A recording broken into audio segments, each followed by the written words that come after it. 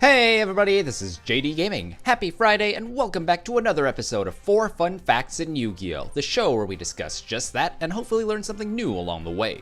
Priority is a term that plagued players back in the day. In the broadest sense, the term refers to which player is currently able to play a card. For example, after I attempt to special summon a monster, I may ask my opponent for a response so that they are able to play their Solemn Strike. This aspect still remains in this interactive game, but one part that was removed was ignition effect priority. Before April 2012 in the TCG and a whole year earlier in the OCG, the player who summoned a monster was given the priority to put their new monster's ignition or activated effect as the first chain link before the opponent could respond. For example, if I summoned Lone Fire Blossom during Plant Synchro's prime, I could immediately tribute it for its effect before my opponent's Book of Moon or Effect Veiler could stop it, as it was no longer on the field by the time it became Chain Link 1.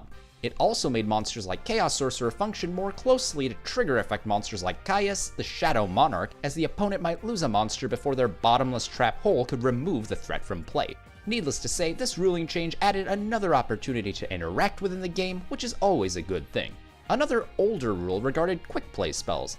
These pseudo-traps debuted in Magic Ruler and can either be played from your hand during your own turn, or set like a trap card to be used during either turn besides the one in which it was set. At least that's the way it goes now, but these cards could originally be played even if set immediately, as anyone who saw this message after every single freaking action in the old video games can assure you.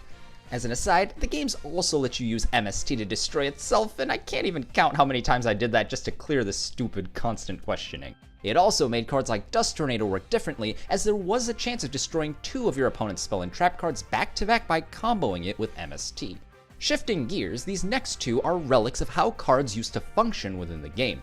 Activating Pot of Greed lets the player draw 2 cards, but do you know what this card really does? It turns out that the original Japanese Pot of Greed read, pull 2 cards from your deck, destroy Pot of Greed after it is played.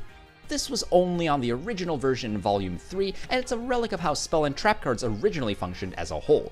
When the card received its first mass release in Phantom God, the OCG set that was half of our TCG Legend of Blue Eyes White Dragon set, the destruction part was removed. But wouldn't it be interesting if Stardust Dragon could negate Pot of Greed? Perhaps there's an alternate reality where the change was never made and this would have been the case. And finally, our last card is the original OCG Toon World, which read, activate by paying 1,000 life points. You must pay 500 life points during each of your standby phases. When this card is destroyed, regain all the life points you paid for this card. This fits well into the theme of paying life points to take life points, as Pegasus would say, but it would have been a nightmare to keep track of how many life points you paid just for Toon World every game. I also found it hilarious that Google Translate seems to think this card demands payment every minute. And there you have it, 4 fun facts about rule changes in Yu-Gi-Oh! Let me know which of these was your favorite down below, and while I do hate dating myself in videos by putting anything time sensitive in it, I am going to Korea all of next week and decided to take my first week off YouTube since April of this year. So I'll see you guys in a couple weeks with more exciting Yu-Gi-Oh! Videos. That's the end of this video, but there's plenty more where it came from. I invite you to explore the playlists on screen to see what else I have to offer, and if you really liked what you saw today, consider subscribing to JD Gaming for more Yu-Gi-Oh! Videos. Thanks guys, this is JD Gaming, hope you guys enjoyed as always, and I'll see you guys next time.